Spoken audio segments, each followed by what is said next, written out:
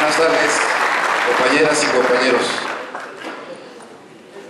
Ahora que hemos estado en la campaña,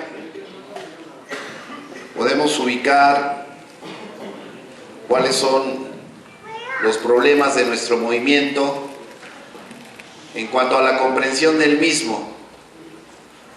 Hemos hecho mucho énfasis en las intervenciones, en buscar una explicación que nos traiga hasta acá, hasta el momento presente, para entender cuál es la valía, cuál es la importancia de este proceso electoral.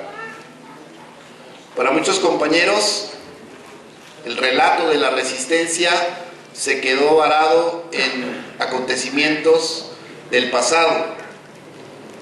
No evolucionaron su forma de pensar conforme fueron cambiando los escenarios de la lucha. No hemos tenido un solo escenario perpetuo durante los últimos 5 años. Los escenarios de la lucha han venido cambiando y por tanto el sindicato, de manera muy flexible, ha venido ajustando sus objetivos, sus formas de actuación y sus formas de vinculación con otros movimientos sociales. Si no caracterizamos así, tal pareciera que estamos en la asamblea del 11 de octubre del 2009 y tal y como se formularon los acuerdos de esa asamblea, tendría que cumplirse al pie de la letra después de 5 años. Y esos acuerdos se tomaron en un contexto político nacional cualitativamente diferente al que actualmente estamos viviendo. Voy a mencionar 3 cosas que son fundamentales para entender la dinámica de nuestro movimiento.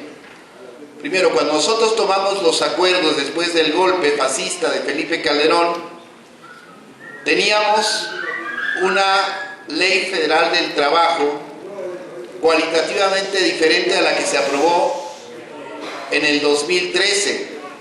Diciembre del 2013 representa un retroceso para todos los trabajadores de nuestro país, porque la reforma laboral vino a acabar con la estabilidad del empleo, a golpear duramente la contratación colectiva, a implantar las relaciones individuales como el outsourcing, como regla generalizada para los jóvenes que se ingresan al mercado de trabajo, entre otras cosas. Tampoco teníamos en el 2009 un marco jurídico sectorial como el que ahora tenemos. Recuerden ustedes que cuando nos dieron el golpe estaba vigente la ley del Servicio Público de Energía Eléctrica, que correspondía al 6º párrafo del 27 constitucional, que decía que la exclusividad de la nación era la prestación del Servicio Público de Energía Eléctrica. Eso ya no está, o me equivoco. Ya no está, porque hay que reconocer que los neoliberales hicieron avanzar sus reformas estructurales, y algo clave para que ellos pudieran avanzar en la reforma laboral, que prácticamente anula los contratos colectivos, y para poder avanzar en la privatización del sector energético, tanto de hidrocarburos como de energía eléctrica, tuvieron que golpear al Sindicato Mexicano de Electricistas con la intención de quitarlo de en medio para evitar que el sindicato continuara con la defensa de la soberanía energética del país, como lo hicimos 10 años antes del golpe. Esos 10 años de resistencia nos permitieron echar abajo 2 reformas constitucionales privatizadoras del sector energético. Y ya no podían aguantar más. Calderón decidió intervenir en Luz y Fuerza del Centro, decretar su extinción y pensando acabar con el Sindicato Mexicano de Electricistas. El primer momento de la resistencia es revertir el decreto de extinción. Ese fue el acuerdo, compañeros. Revertir el decreto de extinción. ¿Por qué vías? Por la vía jurídica, por la vía política, por la vía de la movilización social. Y al año, después de una intensa movilización social de masas y de juicios de amparo en contra del decreto, el 2010 la Suprema Corte de Justicia de la Nación da por legal y constitucional el decreto de extinción. Es decir, ya no habría modo de regresar a luz y fuerza del centro, porque la Corte había dicho que el presidente de la República tenía facultades para extinguir un organismo público descentralizado. Y se nos cerró esa puerta de la derogación del decreto de extinción. Insistimos en regresar a luz y fuerza mediante dos estrategias más.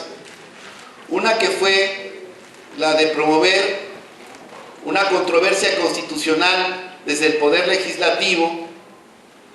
Fuimos a ver a los diputados para pedirles que cuestionaran la legalidad del decreto de extinción, toda vez de que el presidente de la República se había invadido las facultades del Poder Legislativo, se había extralimitado en las propias como Poder Ejecutivo, y nunca en el Poder Legislativo hubo un acuerdo, sobre todo en las fracciones de oposición al PAN, cuando gobernaba con Felipe Calderón, para promover esta controversia constitucional. Y una más, que fue promover una iniciativa de reforma de ley para la creación de un nuevo organismo público descentralizado que sustituyera a Luz y Fuerza del Centro, que estaba declarada extinta por la Suprema Corte de Justicia de la Nación y que quedó en manos de la Comisión de Energía en la Cámara de Diputados. ¿Quién tenía la mayoría en la Cámara de Diputados en esa comisión? El PRI. Y el PRI, teniendo la mayoría, nunca dictaminó la iniciativa de reforma que nosotros promovimos en el Poder Legislativo, que de haber procedido hubiera podido, en último de los casos, crear un nuevo organismo que sustituyera a Luz y Fuerza del Centro, con los trabajadores, como decía la iniciativa, del Sindicato Mexicano de Electricistas, y también con el contrato colectivo de Luz y Fuerza del Centro. Es decir, esas formas de intentos de regresar a trabajar a Luz y Fuerza del Centro se fueron cancelando en la medida en que esta confabulación del Estado mexicano, de sus tres poderes, articuló una defensa de la extinción de Luz y Fuerza como el paso previo a la privatización completa del sector eléctrico nacionalizado. Ese era el objetivo estratégico, y no iban a dar marcha atrás, como pensaron algunos, con la huelga de hambre. Se hubieran muerto los compañeros y de todos modos no hubieran echado atrás esa fase previa a lo que después fue la reforma energética de Enrique Peña Nieto. Y seguimos buscando las formas. Inmediatamente después que la Suprema Corte dice: Calderón tiene razón, tiene facultades, el decreto es constitucional, inmediatamente después la Junta Federal de Conciliación y Arbitraje, el 10 de agosto del 2010, dice: como ya no existe, quedan canceladas, ya no son vigentes las relaciones individuales y colectivas de trabajo entre el sindicato y Luz y Fuerza del Centro. Y va más allá. En su laudo del 10 de agosto dice que tampoco hay sustitución patronal. Nosotros nos amparamos en contra de la Junta, se hizo un juicio, llegó a un tribunal colegiado de circuito en materia del trabajo, y en septiembre del 2012 ese tribunal colegiado, sus tres magistrados dicen: no, los trabajadores tienen razón, y el Poder Judicial de la Federación ampara y protege a los trabajadores del Sindicato Mexicano de Electricistas, dándonos el derecho a la sustitución patronal, a ser reinstalados en Comisión Federal de Electricidad, con salarios caídos, con reconocimiento del tiempo de servicio, de la resistencia como antigüedad. Y bueno, pues hicimos una fiesta, ¿no? En esos momentos sentíamos ya la victoria en las manos, la victoria jurídica, y pensamos que podíamos regresar, ya no a luz y fuerza, ya habíamos cambiado ahora sí que el cassette, ya habíamos hecho una reunión con la Comisión de Trabajo para ajustarnos a la estructura de Comisión Federal de Electricidad, comparando las materias de trabajo, los departamentos, los organigramas, etcétera, porque era viable, mediante esa victoria política, jurídica, regresar al sector eléctrico, ya no a luz y fuerza, sino a Comisión Federal como patrón sustituto.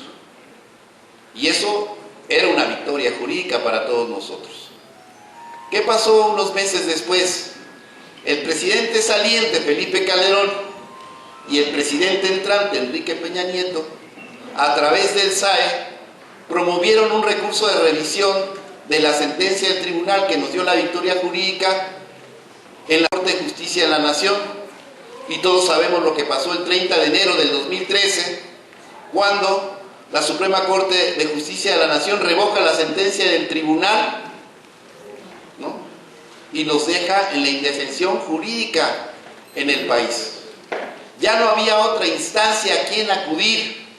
La Suprema Corte es la Suprema Corte porque es la última instancia del Poder Judicial de la Federación en México, la más alta, y era la que estaba diciendo que no teníamos derecho a la sustitución patronal, estaba diciendo que se acabó la vigencia del contrato colectivo de trabajo y estaba diciendo que debíamos irnos a liquidar. Y ese fue un duro golpe en la resistencia. Resistir, compañeros, no es una cadena de sufrimientos, no es la prolongación del dolor por 5 años. Resistir es entender los escenarios y responder a los escenarios con nuevas estrategias de lucha que permitan sostener la lucha por el trabajo. Y eso implica tener una mentalidad muy abierta para poder hacer los ajustes en la estrategia con un mismo objetivo que se tiene que ir adecuando conforme se están presentando los diferentes escenarios. Los escenarios fueron cambiando y a muchos compañeros, nos damos cuenta en la campaña, se le dificulta entender el cambio de los escenarios. Por eso hay compañeros que todavía ahora te preguntan qué onda con los salarios caídos. Y hay unos infames que lucran con la prolongación del conflicto, que lucran con nuestro dolor, con nuestra situación precaria de vida, y nos andan vendiendo la idea de que existe el contrato colectivo de trabajo. Y algunos, por fe, por qué es lo que nos gustaría escuchar, se la creen. Y entonces nosotros constantemente estamos buscando explicar las cosas para que los compañeros tengamos claridad de qué es lo que está ocurriendo, porque de otro modo no se entiende por qué estamos negociando, por qué hay una mesa de negociación. Si fuese cierto que el contrato colectivo estuviera vigente, y ojalá lo estuviera, pues no tendríamos nada que negociar, compañeros, estaríamos aplicando el contrato y se acabó. Pero ¿dónde está la empresa con la que suscribimos bilateralmente ese contrato? Ya no está. Está en un proceso de liquidación.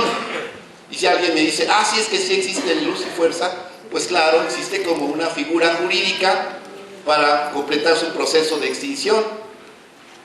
Y entonces tenemos que decirnos las cosas como son, porque de otra manera no entendemos qué está pasando en la mesa de negociación y hacia dónde podemos encontrar una salida política negociada al conflicto. Después del 30 de enero nos fuimos a la asamblea del 4 de febrero del 2013. Esa asamblea es histórica, compañeros. Desde mi perspectiva tiene el mismo nivel de importancia que la asamblea del 11 de octubre del 2009, porque en esa asamblea se tomaron acuerdos que a ajustaron la estrategia del sindicato conforme a las nuevas condiciones impuestas por nuestros enemigos. ¿Cuáles son esas condiciones? Pues, primero, de que el decreto es constitucional para la Corte. Segundo, que para la Corte no hay sustitución patronal ni hay vigencia del contrato. Tercero, de que no hay una instancia superior a la Suprema Corte de Justicia a la cual apelar la revocación de la sentencia del tribunal. Esas son las condiciones concretas. Es lo que tiene que analizar el Comité Central para definir una alternativa de lucha que nos permita sostener este movimiento. Y fue lo que hicimos en la asamblea del 4 de febrero, cuando acordamos, haciendo este análisis de cómo habían cambiado las cosas, acordamos, primero, desacatar la sentencia de la Corte y no irnos a liquidar. Segundo, interponer queja en la Comisión Interamericana de Derechos Humanos, viendo que en el país no había otra instancia a cual apelar. Recurrir a las instancias internacionales para hacer valer la defensa de nuestros derechos humanos y laborales. Acordamos también, y eso es muy importante para lo que más adelante va a informar el compañero Martín, acordamos buscar una salida política negociada al conflicto. Salida política negociada al conflicto. ¿Por qué política? Porque en el estricto sentido jurídico, nuestras armas, nuestras herramientas jurídicas estaban disminuidas después de las dos sentencias de la Suprema Corte de Justicia. No quiere decir que estamos pelas en el campo jurídico, porque hay una demanda laboral sobreviviente a la revocación de la sentencia del tribunal, y también hay un incidente de liquidación que posteriormente nosotros interpusimos y que es parte de una estrategia jurídica. Pero en un sentido estricto, porque todo tendría que finalmente regresar a la Suprema Corte de Justicia, que podría decir, en último de los casos, esto ya es cosa juzgada. Anticipándonos a eso, dijimos, hay que buscar una salida política. Y para eso, nosotros decidimos intensificar nuestra lucha social. Y fuimos en caravana por el derecho y la justicia del trabajador hasta Nuevo Laredo. Cruzamos por 6 estados de la República, muy complicados, 16 ciudades, para visibilizar los acuerdos de la asamblea del 4 de febrero. En el sentido de que el sindicato no iba a ir a liquidarse, que el sindicato iba a mantenerse en la lucha de resistencia y que iba a apelar a las instancias internacionales del derecho internacional para defender sus intereses. Y regresando de allá tomamos la Secretaría de Gobernación. ¿Por cuántos días, compañeros? ¿Quién estuvo ahí? ¿Qué pasó? No, en serio, ¿quién estuvo ahí en Gobernación? Yo veo bien poquitos que alzan la mano, ¿eh? Más bien, ¿quién no estuvo en Gobernación? Allá arriba también subieron. Bueno, estuvimos más de un mes, compañeros. Y luego sentamos a negociar al gobierno. Y se hizo una agenda de 3 puntos, ¿se acuerdan? Presos, jubilados y reinserción laboral. Entonces, como que vemos en la campaña que todo este relato está estructurado, digamos, a partir de los acontecimientos que detonan cambios en nuestra estrategia, no está en la cabeza de todos, ¿eh?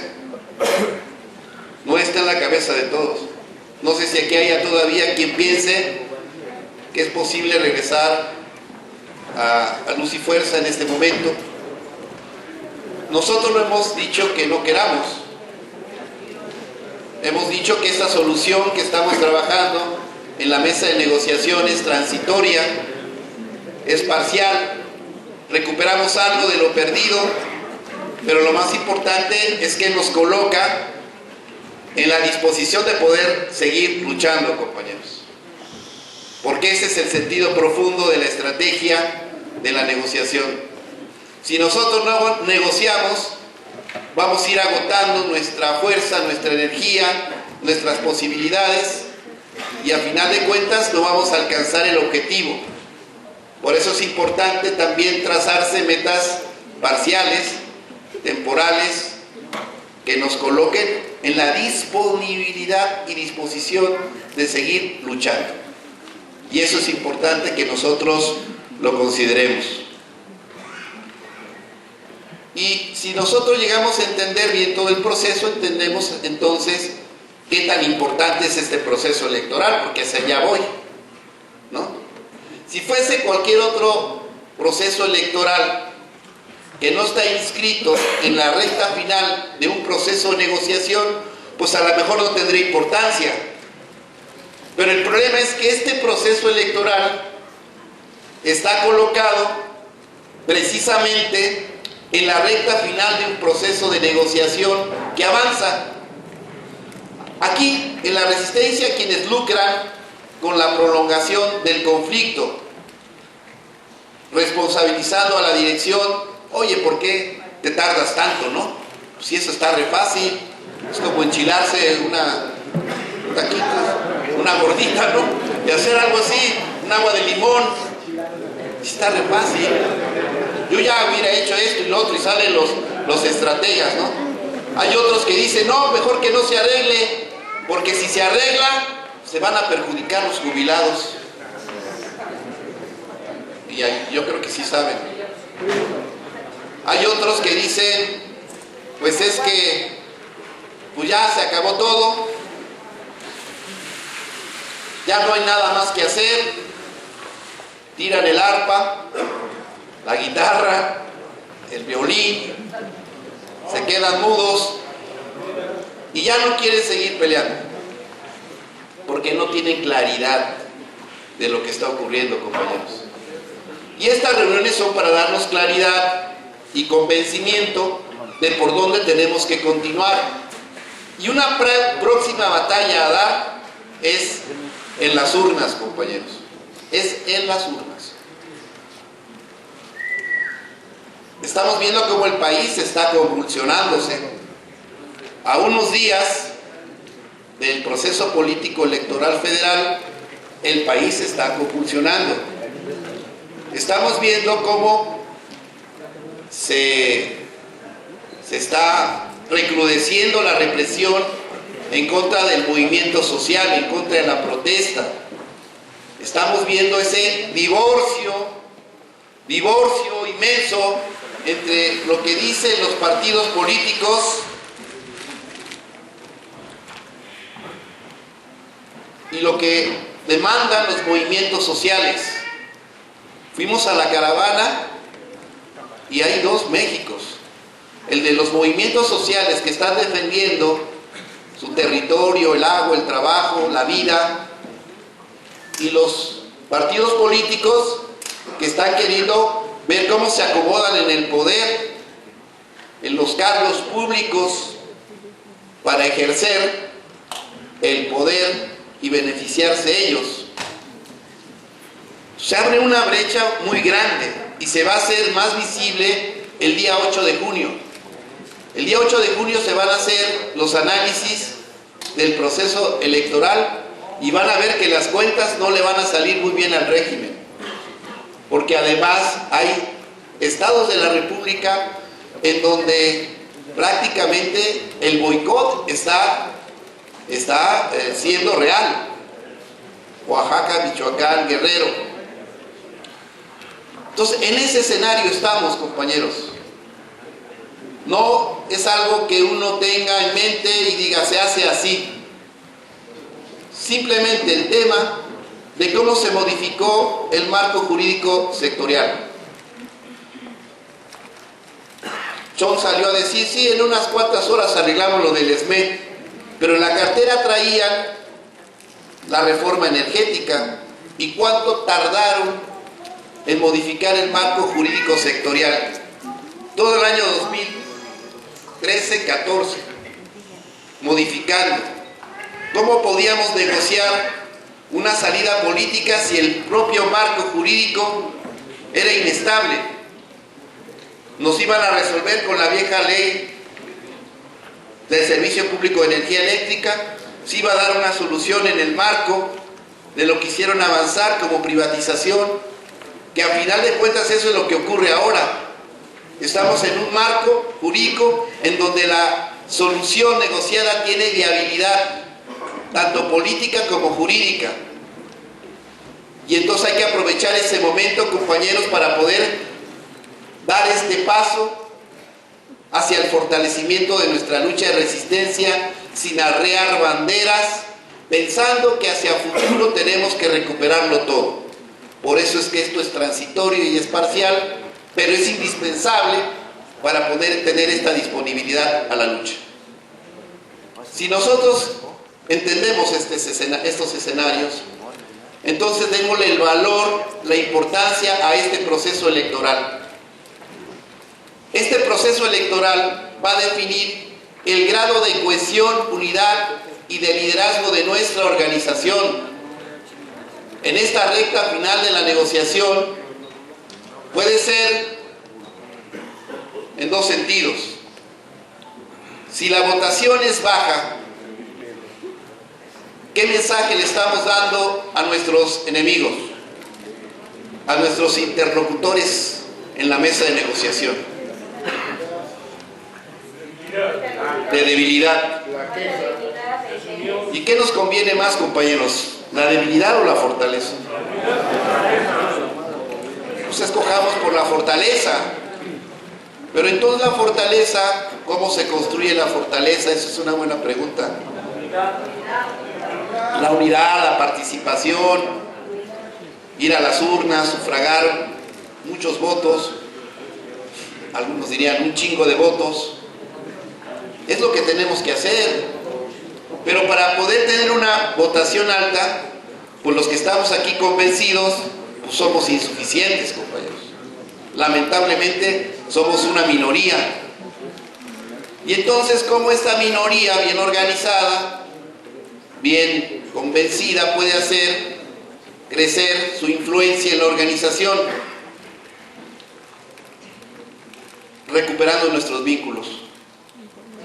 Muchos aquí son representantes, pero que me diga uno solo que tiene completos sus vínculos con todos sus compañeros de departamento en la resistencia. Se han ido perdiendo los vínculos, compañeros.